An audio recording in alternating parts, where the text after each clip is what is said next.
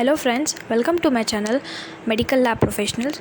सो friends, आज हम discuss करेंगे Prometric practice questions which are from blood bank. So friends, एक बात मैं आपको बताना चाहती हूँ, अगर आप लोग मेरे चैनल के लिए न्यू हैं तो please like, share and subscribe करिए एंड सपोर्ट कीजिए। Thank you. Let's move on to the video. Friends, our first question will be blood medium commonly used in blood bank. A. Citrate, phosphate, dextroadenine, that is CPDA. Option B. EDTA anticoagulant. Option C. Heparin anticoagulant. Option D. Saline, alanine, glucose, maltose. So friends, इसका answer है answer A, that is option A, CPDA। CPDA जो होता है friends, वो हमारे blood bank में 35 days तक अपने ब्लड को स्टोर करने में यूज़ होता है। So friends, next move on to our next question, that is RH negative patient means he does not have what. So जो भी पेशेंट RH नेगेटिव होता है, that is rhesus factor negative होता है, उसमें कौन सी एंटीजन की कमी होती है? Options E antigen, B option B D antigen, option C B antigen, option D C antigen. Friends, answer is B, that is D antigen. जो कोई भी पेशेंट RH नेगेटिव होता है तो वो इंसान में D एंटीजन की कमी होती है। So friends, let's go to our third question. In blood grouping the anti-A1 reagent is made from। Blood grouping करते समय हम जो रिएजेंट्स यूज़ करते हैं उसमें anti-A1 reagent कहाँ से बना होता है? Option A Bombay blood group, option B D antigen, option C Ulex europaeus plant and option D Dolichos biflorus seed. So friends, इसका आंसर है answer D, that is Dolichos biflorus seed. So friends, जो anti-A1 reagent होता है वो डोलिकोस biflorus seed से बना होता है। So let's move on to our fourth question. The majority of the iron in an adult is found as an constituent of what. So जो हमारी मेजॉरिटी जो होती है आयरन की अडल्ट में, वो किसका कॉन्स्टिट्यूएंट होता है? ऑप्शन ए हेमोग्लोबिन का होता है, ऑप्शन बी हेमोसिडरिन का होता है, ऑप्शन सी मायोग्लोबिन का होता है, या ऑप्शन डी ट्रांसफरिन का होता है। सो फ्रेंड्स, आंसर है answer A haemoglobin. So friends, let's move on to our fifth question. The lack of H gene in an individual are referred as. So friends, जो इंसान के अंदर H gene की कमी होती है, हम वो ब्लड ग्रुप ए इंसान को क्या बोलते हैं? Option A O blood group, option B A blood group, option C Bombay blood group and option D B blood group. So friends, इसका आंसर है Bombay blood group, that is option C. So whoever the individual जिसके पास H gene की कमी होती है, वो individual को हम रेफ़र करेंगे Bombay blood group. So friends, ये बहुत ही एक रेयर ब्लड ग्रुप होता है बॉम्बे ब्लड ग्रुप, जिसमें H जीन की कमी होती है। So let's move on to our sixth question. The anti-H reagent is made from A. lectin anti-A, option B. Ulex europaeus plant, option D. heartwood tree and option D antibodies. So anti-H जो हम reagent करते हैं वो कहाँ से बनता है? वो बनता है option B Ulex europaeus plant से बनता है friends. So let's move on to our next video, next question, that is what is the life span of RBCs। हमारे अंदर जो RBCs होते हैं, यानी कि रेड ब्लड सेल्स होते हैं फ्रेंड्स, वो उसकी लाइफ स्पैन कितने डेज़ की होती है? Option A 100 days, option B 150 days, option C 50 days, या फिर option D 120 days. So friends, उसकी लाइफ स्पैन होती है answer D 120 days. So friends, हमारा 8th क्वेश्चन है, how much of anticoagulant is used for the blood bag containing 450 ml of blood?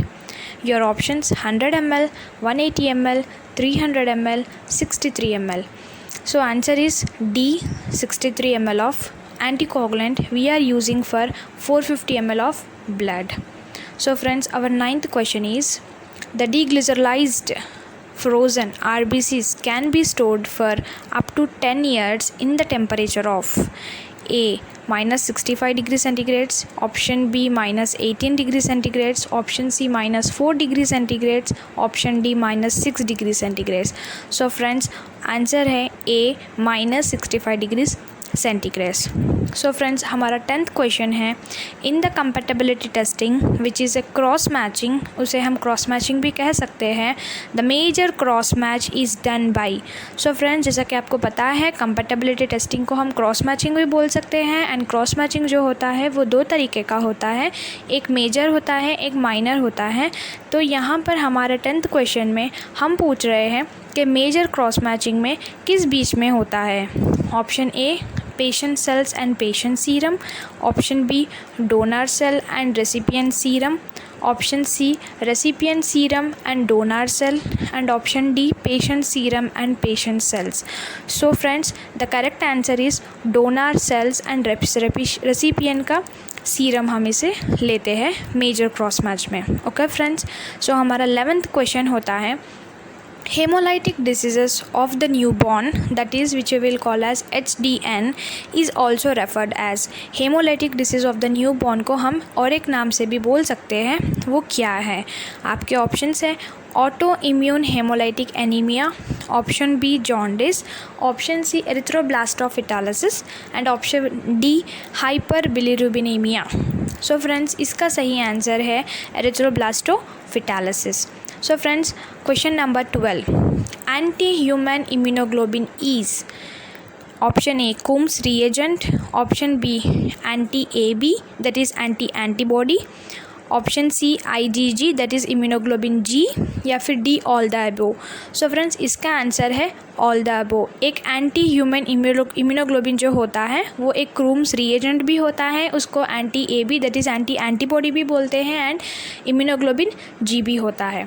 So friends next 13th question है, to differentiate anti small I from anti capital I. So friends ये blood group का एक type होता है।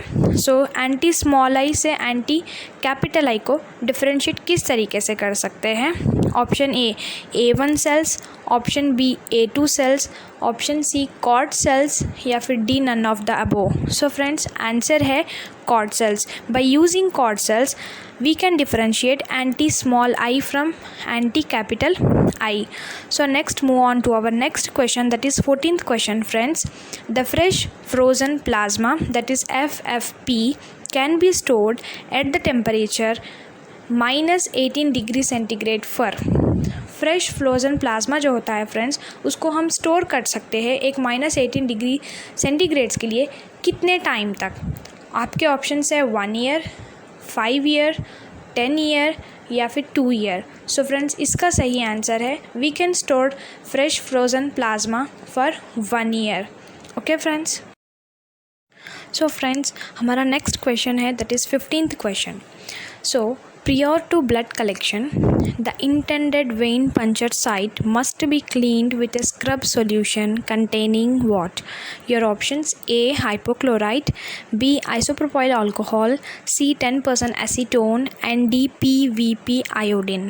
So friends, when we are collecting blood collection, where we are doing blood collection, we have to clean the site of the collection, that is vein puncture, with PVP iodine in our blood bank.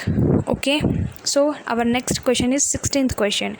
Fever and chills or symptoms of which of the following transfusion reactions? So friends, as we know most of the people, बहुत सारे लोग जो भी होते हैं वो लोग को जैसे ही ट्रांसफ्यूज ब्लड होता है वो लोग को सिम्टम साइड इफ़ेक्ट्स आना स्टार्ट हो जाते हैं, जैसा कि fever, chill, shivering, nausea, vomits होना स्टार्ट हो जाता है। तो वो कौन से सिम्टम्स होंगे जब फॉलोइंग ट्रांसफ्यूजन रिएक्शंस होंगे? ऑप्शन से citrate toxicity, B circulatory overload, C allergic, या फिर D febrile. So friends answer है D febrile. So our next 17th question is, the most frequent transfusion associated disease complication of blood transfusion is? Options: A cytomegalovirus, B syphilis, C hepatitis, D AIDS. So friends the answer is C hepatitis is the most common frequently transfusion associated disease होता है। So options, next question is 18th question, that is RhIg, that is Rh immunoglobulin should be administered within how many hours of delivery? Delivery के बाद कितने समय बाद हमें RH immunoglobulin का administer करना है? ऑप्शन 6 आवर्स बाद, option B 72 hours, option C 24 hours and option C 48 hours. So friends, the answer is 72 hours, that is option B. So next, moving on to our next question, that is 19th question. As per the guidelines issued by AABB, that is American Association of Blood Bank, which medication is issued as a permanent deferral for blood donation? So A. Tegison, B. Avodart, C. Proscar and D. Accutane. So friends, जैसा कि American association blood bank ने थोड़े guidelines issue किया है, उसमें जो medication है जो कि परमानेंट डेफरल देता है वो कौन सा मेडिकेशन है? सो वो मेडिकेशन है ऑप्शन ए टेगिसन. जो भी पर्सन टेगिसन मेडिकेशन लेता है वो लाइफ लॉन्ग परमानेंट डेफरल है. डेफरल मतलब उसको कभी भी ब्लड डोनेट करने की परमिशन नहीं होगी. So next, moving on to our next option, that is next question, that is 20th question. How many weeks should be lapse between whole blood donation? Lapse का मतलब होता है गैप देना. कितने वीक्स का गैप देना ज़रूरी होता है जब हम होल ब्लड डोनेट करते हैं? Options A 2 months, option B 4 months, option C 6 months, option D 8 months. So friends, the right answer is 2 months, that is 8 weeks we have to give a gap between the whole blood donation. Okay friends, so the 21st question is the optimum storage temperature for red blood cells frozen. हमें यहाँ पर only red blood cell अगर store कर रहे हैं तो उसके लिए हमें कितना टेम्परेचर रखना चाहिए? Option A 4 degree centigrade, option B 12 degree centigrade, option C -80 degree centigrade and option D -20 degree centigrade. So friends, the answer is -80 degree centigrade. So friends, हमारा आज का 22nd क्वेश्चन है, the process of separating of antibody from its antigen is known as. So friends, antibody को antigen से separate करने के process को क्या कहते हैं? Option A diffusion, option B adsorption, option C neutralisation या फिर option D elution. So friends, इसका आंसर है D elution. That is antibody को एंटीजन से सेपरेट करने को प्रोसेस को कहते हैं elution. So our 23rd question is all donor testing must include. Option A complete RH phenotyping, B anti-CMV testing, that is cytomegalovirus testing, option C direct antiglobulin testing या फिर option D serological test for syphilis. So friends, इसका answer है answer D test for syphilis. So friends, आज का हमारा 24th question है, to qualify as a donor for autologous. Autologous मतलब self transfusion जो करते हैं. A patient's haemoglobin should be at least. Autologous transfusion करने के लिए एक पेशेंट का हेमोग्लोबिन कितना होना चाहिए? How much must be the patient's haemoglobin?